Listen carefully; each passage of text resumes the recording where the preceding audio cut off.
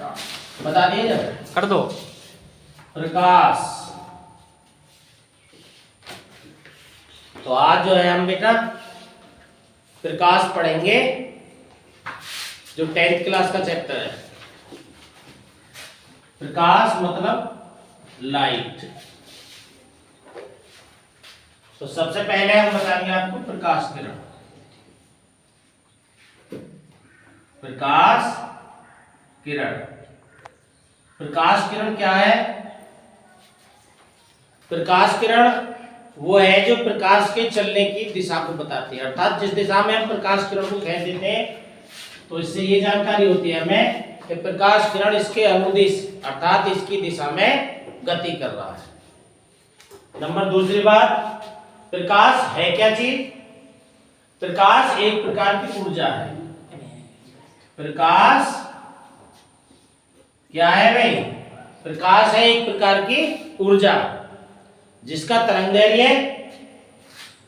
3800 angstrom से लेके 7800 angstrom होता है।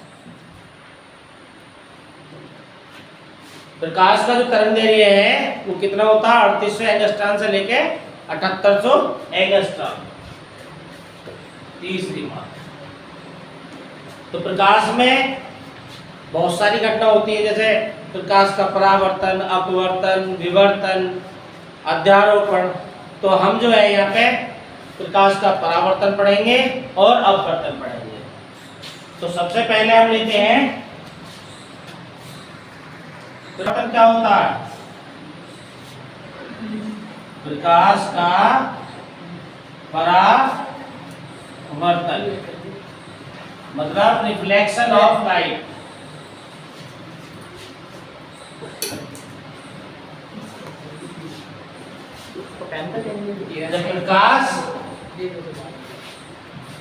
जब प्रकाश किसी चिकनी या पॉलिशदार सतह पे डाला जाता है तो उसका अधिकांश भाग उसी माध्यम में लौट के आ जाता है। नहीं समझे? प्रकाश का परावर्तन, रिफ्लेक्शन ऑफ लाइट, जब प्रकाश को किसी चिकनी या पॉलिशदार, पॉलिश ये हुई बेटा,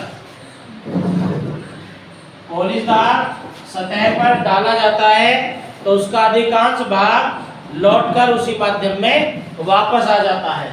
तो प्रकाश के लौटने की जो घटना होती है उसे कहते हैं प्रकाश का परावर्तन। तो प्रकाश का परावर्तन, जब प्रकाश किसी चिकनी या पॉलिश दार सतह पर डाला जाता है तो उसका अधिकांश भाग लौटकर उसी माध्यम में आ जाता है। तो प्रकाश के जो लौटने की घटना को बोलते हैं प्रकाश का परावर्तन। तो जो प्रकाश किरण जिस सतह पे आकर गिरती है उस प्रकाश किरण को कहते हैं हम आपतित किरण, यानी कि इंसिडेंट रे। आने वाली प्रकाश किरण को क्या बोलेंगे हम? Incident ray. और सतह से टकरा कर वापस लौटने वाली जो किरण होगी उसे हम बोलेंगे परावर्तित किरण या रिफ्लेक्टेड रे। अब ये जो सतह है, ये वाली जो सतह है, इस पे नॉर्मल खींचा जाता है जिसे हम बोलते हैं अभिलंब।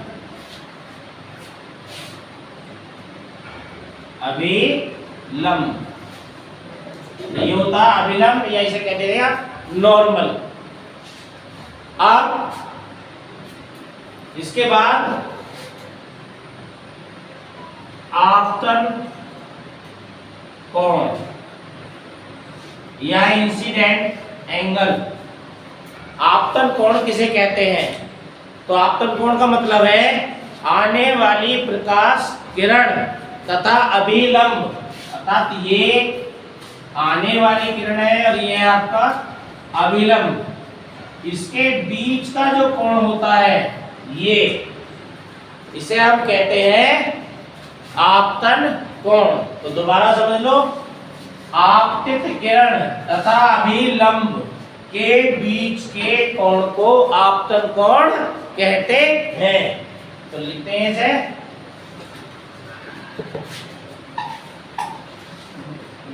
आपतित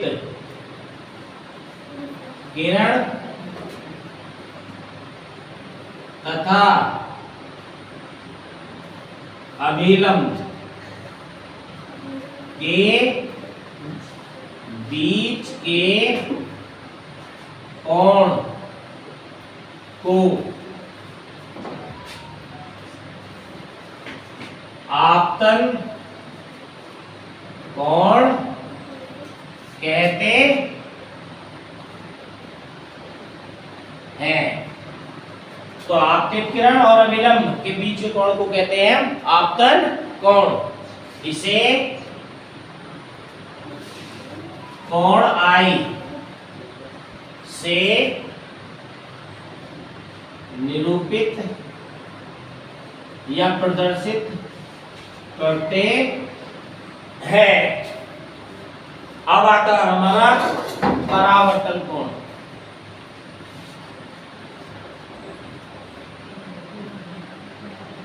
तो परावर्तन कोण रिफ्लेक्टेड एंगल।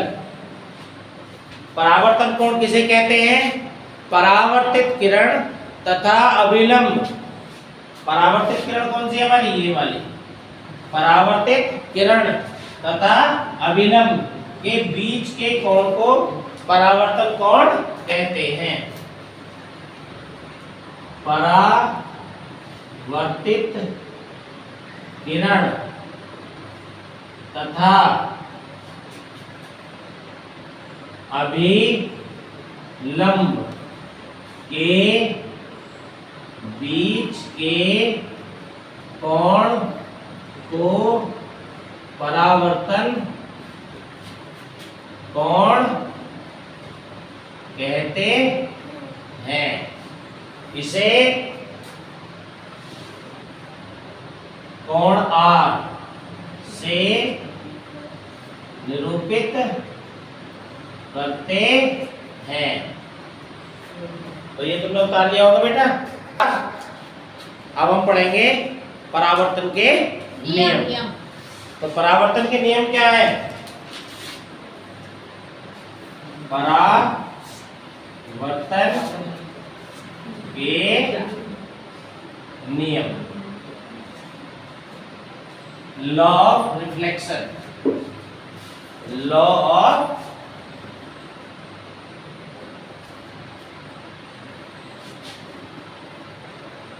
Of reflection. तो बेटा परावर्तन के जो हमारे नियम है वो दो नियम है। परावर्तन के जो नियम है हमारे दो नियम है। वो कौन कौन से हैं बता देता हूं मैं तुम्हें भी, डायग्राम में दोबारा बनाना पड़ेगा।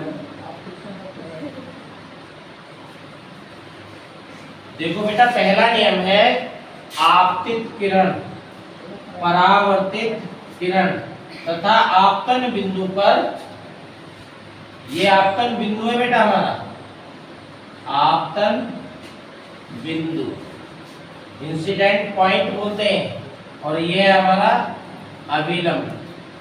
तो बेटा पहला नियम है हमारा आपतित किरण, परावर्तित किरण तथा आपतन बिंदु पर अभिलंब तीनों एक ही तल में होते हैं।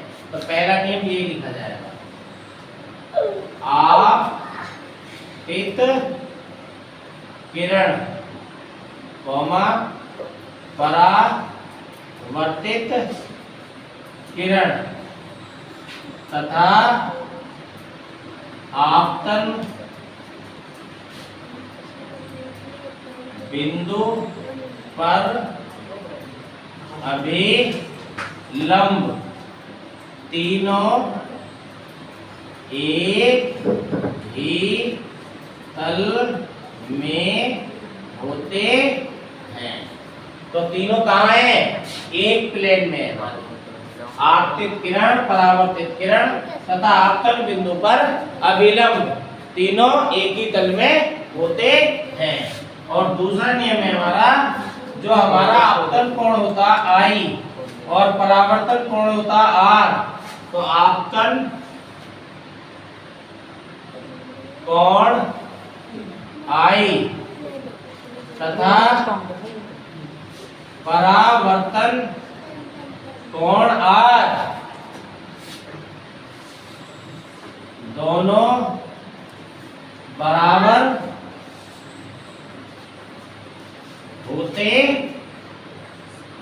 हैं। अर्थात ये वाला कोण आपके इस वाले कोण के बराबर होगा। तो ये है आपके परावर्तन के नियम। अब हम पढ़ेंगे दर्पण। तो दर्पण क्या है बेटा? जब हम किसी सतह पे एक तरफ पॉलिश कर दें और दूसरी सतह को चिकनी रखें, मतलब पारदर्शक बना लें, तो जो ऐसी स्थिति बनती है तो उसमें इमेज बनती है, तस्वीर बनती है, और उन्हीं को बोलते हैं हम दर्पण या मिरर। तो दर्पण होते कितने प्रकार के हैं बेटा? हमारे दर्पण होते हैं हमारे दो प्रकार के। एक होता है बेटा गोलीय दर्पण, गोलीय दर्पण, और एक होता है हमारा समतल दर्पण। अब समतल दर्पण जो हम घरों में मिरर इस्तेमाल करते हैं वो होता है हमारा समतल दर्पण। उसमें जितने दूरी पे हम दर्पण के सामने खड़े होते हैं उसका प्रतिबिंब उतना ही पीछे बनेगा। जैसे सपोज करो कि मान लो ये हमारा समतल दर्पण है और हम दर्पण के सामने 1 सेंटीमीटर या 10 सेंटीमीटर आगे खड़े या 1 मीटर आगे खड़े, जितने आगे खड़े तो इमेज इतनी ही पीछे बनेगी दर्पण के। यदि कोई तुमसे पूछने लगे कि हम समतल दर्पण के एक व्यक्ति एक समतल दर्पण से 10 सेंटीमीटर की दूरी पर खड़ा है, तो बताओ व्यक्ति और दर्पण के बीच की दूरी कितनी है? तो ये कितनी हो गई? 10 + 10, तो दोनों के बीच का गैप कितना होगा बेटा? 20। ठीक बेटा। दूसरा एक क्वेश्चन इसमें इस टाइप का आ जाता है कि समतल दर्पण की फोकस दूरी कितनी है? तो समतल दर्पण में जो प्रकाश किरण चलती है वो पैरेलल चलती है। पैरेलल चलने की वजह से इसकी जो फोकस होती है वो फोकस में तो मैं अभी समझाऊंगा टॉपिक में कि फोकस होती क्या। फिलहाल यहाँ जो है समतल दर्पण की जो फोकस है वो होती है अनंत। होते हैं बेटा दो प्रकार के। गोलीय दर्पण का मतलब क्या है? गोलीय दर्पण का मतलब है कि सपोज करो कि हमने बॉल ले ली कांच की कैविटी, तो उसे यदि हम मान लो ये है, यदि मैं इसे कट कर देता हूँ बीच में से, तो ये इस टाइप की मिलेगी हमें। तो अब ये जो गोल हिस्सा मिला है मुझे, जो हिस्सा मिला है इसके मैं दो टाइप के दर्पण बना सकता हूँ। कैसे बना सकता हूँ? एक बार तो मैं उभरी सतह पे पॉलिश कर देता हूँ। जब मैं उभरी सतह पे पॉलिश कर दूंगा तो आप जो हिस्सा इस्तेमाल कर रहे हैं इस दर्पण का, वो कर रहे हैं आप दबा हुआ, तो आप इस दर्पण को बोलोगे अवतल दर्पण। कौन सा दर्पण बोलोगे? अवतल दर्पण। अब अवतल दर्पण अगर हम इसकी दबी हुई सतह पे पॉलिश कर देते हैं तो अब हम इसका इस्तेमाल कर रहे हैं उठा हुआ, तो इस दर्पण को हम कहते हैं उत्तल दर्पण। कौन सा दर्पण बोलेंगे? उत्तल दर्पण। कॉनकेव, और इसे बोलते हैं कॉन्वेक्स। अब दर्पण पढ़ने के बाद हमें आती है प्रतिबिंब। भाई प्रतिबिंब इमेज कहाँ कैसे कैसे बनेगी। समतल दर्पण में हमने तुम बताई कि भाई दर्पण के आगे खड़े होगे, जितने आगे खड़े होगे उतना उसका पीछे प्रतिबिंब बनेगा। और यदि दो दर्पण आपस में रख दोगे समतल के तो ये तुम्हारा सिलेबस में नहीं है, इसे मैं बाद में बताऊंगा एक दूसरी वीडियो में। तो तब कितने प्रतिबिंब बनेंगे। आपका जो सिलेबस में है आपका है अवतल और उत्तल। तो अवतल और उत्तल के लिए पहले मैं थोड़ी सी जानकारी दूंगा कि अवतल और उत्तल दर्पण में जैसे हमें गोलीय दर्पण का वक्रता केंद्र क्या होता। तो सबसे पहले ये मैं रफ कर देता हूँ, ये वक्रता केंद्र। कौन सा केंद्र? वक्रता केंद्र, सेंटर ऑफ कर्वेचर। जिस गोले से दर्पण, जो भी गोला है जिससे हमने ये दर्पण लिया है, उस गोले का जो केंद्र होगा वो दर्पण का वक्रता केंद्र होगा। तो इसे हम लिखने की जरूरत नहीं है, जरा नहीं चल जाएगा इनसे तो काम। या लिख देते हैं, जिस गोले से दर्पण बनाया गया है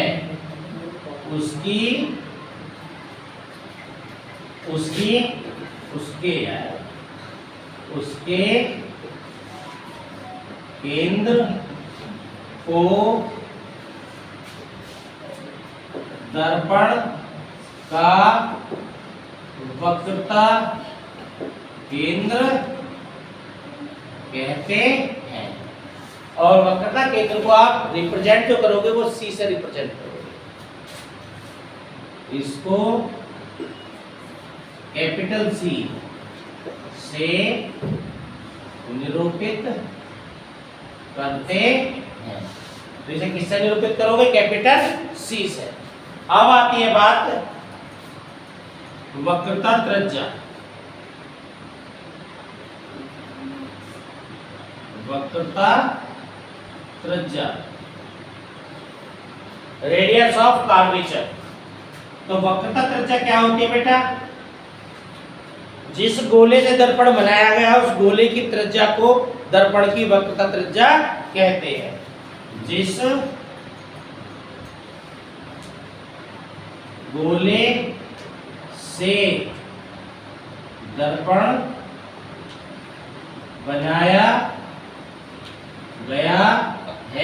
उस गोले की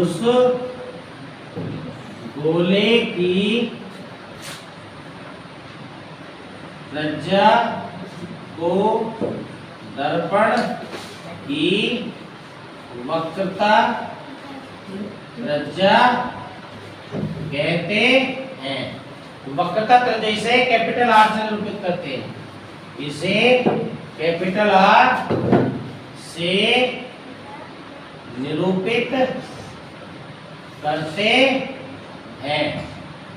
इससे निरूपित करेंगे वक्रता त्रिज्या कैपिटल आर से। अब आता बेटा हमारा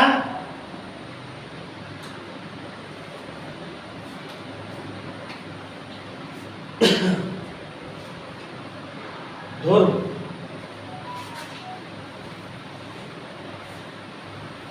ध्रुव क्या होता है बेटा?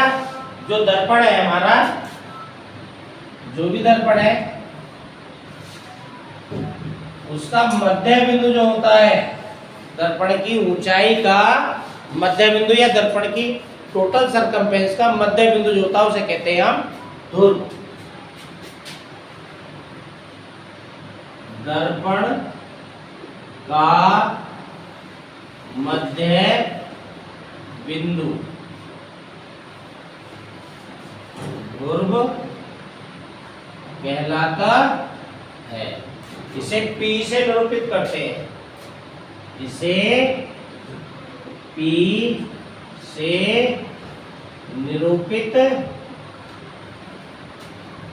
करते हैं। किससे निरूपित करेंगे? P से, कैपिटल P से। चौथी बात सीखने से पहले सबसे पहले हम किरण का आगमन सीखेंगे। क्या सीखेंगे? किरण का आगमन। तो आगमन के लिए पहले आप इसे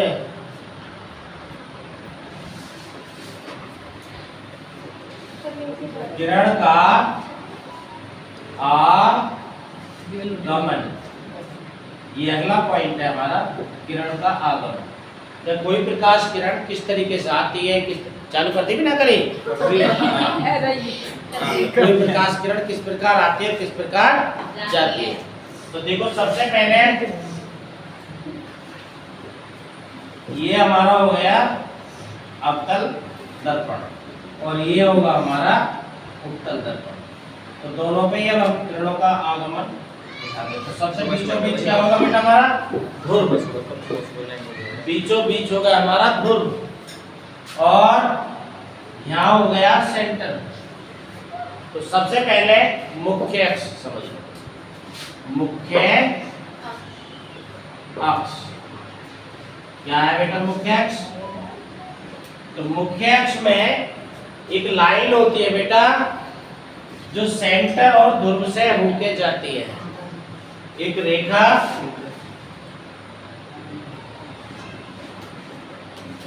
जो ध्रुव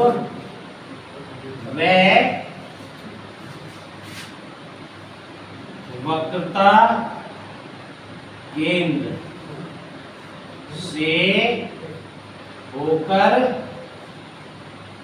जाती है, ये लाइन। तो इस लाइन को हम कहते हैं मुख्य अक्ष। मुख्य अक्ष, प्रिंसिपल एक्सिस, मुख्य अक्ष। अब किरण किस प्रकार आती है, किस प्रकार जाती है? तो सबसे पहला केस हो गया,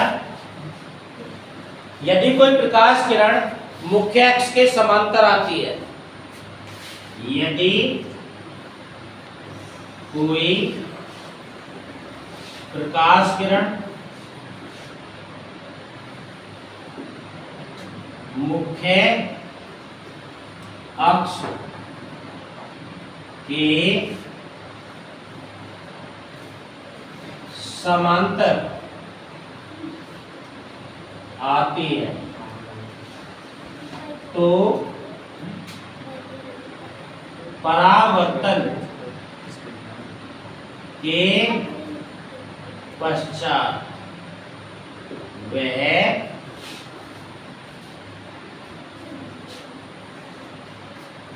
फोकस से होकर जाएगी। कैसे बेटा? भाई यदि मेरी प्रकाश किरण ये है, ये मुख्य अक्ष के समांतर आ रही है, परावर्तन के पश्चात जहां से भी जा, तो जिस बिंदु पे मुख्य अक्ष के जिस बिंदु पे भी काटेगी उसे हम कहते हैं फोकस। अब मान लो हमेशा प्रकाश किरण बाईं तरफ से डाली जाए, अब ये प्रकाश किरण आई मुख्य अक्ष के समांतर है, अब इसका परावर्तन होएगा, परावर्तन होकर ऐसे जाएगी प्रकाश। तो डॉट डॉट पे हम इसे पीछे दिखाना है, तो ये हो जाएगी हमारे उत्तल दर्पण की फोकस, ये हमारे अवतल दर्पण की फोकस। तो ये जो दूरी है, हमने जो लाइन पर दूरी लेते हैं, जैसे मिड पॉइंट ये है, इधर वाली दूरी माइनस होती है और इधर वाली दूरी प्लस होती है। तो तुम देख रहे हो यदि इसे ध्रुव को मिड पॉइंट माना गया है तो ये हमारी दाईं तरफ है और ये बाईं तरफ है। तो ये वाली जो दूरी है ये प्लस में हुई, तो यही वजह है कि उत्तल दर्पण की जो फोकस दूरी है वो कैसी होती है? प्लस में। और इसकी देख रहे हो ये कहाँ है? ये बाईं तरफ है और बाईं तरफ वाली दूरी किस में ले जाती है? माइनस में। तो अब मैं तो बताता हूँ फोकस दूरी। फोकस दूरी बाद में बताएंगे, पहले दूसरी किरण निकालो। तो एक किरण समझ गए। अगर मान लो कोई प्रकाश किरण फोकस से आती है, फोकस पे डालेंगे प्रकाश किरण, सपोज करो कि ये भी मैंने फोकस पे डाली है, ये फोकस पे डाली है मैंने प्रकाश किरण। प्रकाश किरण जब फोकस पे डालूंगा तो परावर्तन के पश्चात ये मुख्य अक्ष के समांतर हो जाएगी ऐसे। ये डॉट डॉट को दिखा दो फोकस पे, और ये हमने फोकस से डाली है, ये मुख्य अक्ष के समांतर। तो यदि प्रकाश किरण फोकस से आती है तो वह परावर्तन के पश्चात मुख्य अक्ष के समांतर हो जाती है, मुख्य अक्ष के समांतर हो जाती है, मुख्य अक्ष के समांतर हो जाती है। और यदि प्रकाश किरणों को आप वक्रता केंद्र से डालते हो, सेंटर से डालते हो, तो जैसे डालोगे वैसी सीधी वापस लौट जाएगी। मान लो सपोज करो यहाँ इसका सेंटर, जैसे तुमने डाली है ये ऐसे और ऐसे ही ये वापस लौट जाएगी। तो यदि प्रकाश किरण वक्रता केंद्र से आती है तो परावर्तन के पश्चात वह उसी दिशा में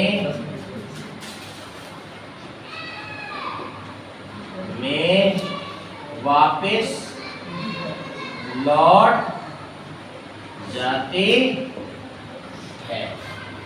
तो ये है हमारी प्रकाश किरण का आगमन। अब इसके बाद ये उतार लो पहले। तो अब हम जो है फोकस दूरी और वक्रता त्रिज्या वो दिखा दें।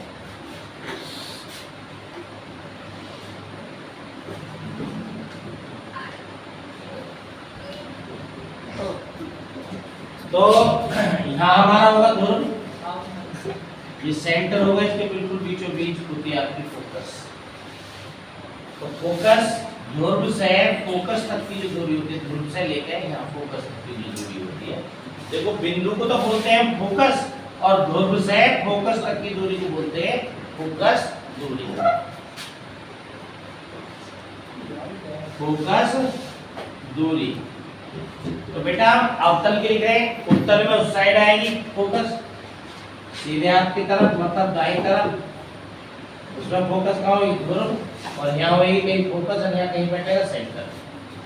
तो फोकस दूरी ध्रुव तथा फोकस के बीच की दूरी को फोकस दूरी कहते हैं। ध्रुव तथा फोकस के बीच की जो दूरी होती है, अर्थात यहाँ से यहाँ तक, ध्रुव से यहाँ तक, ये जो दूरी है इसे क्या बोलेंगे फोकस दूरी। और इसे बिंदु को आप कैपिटल एफ से और दूरी को जो है आप स्मॉल एफ से निरूपित करते हैं। तो अब बात आती है, ये नोट करने लायक बात है। नोट क्या करना बेटा, कि जो हमारा अवतल दर्पण है, अवतल दर्पण की फोकस ऋणात्मक होती है भैया, नेगेटिव होती है, और उत्तल दर्पण की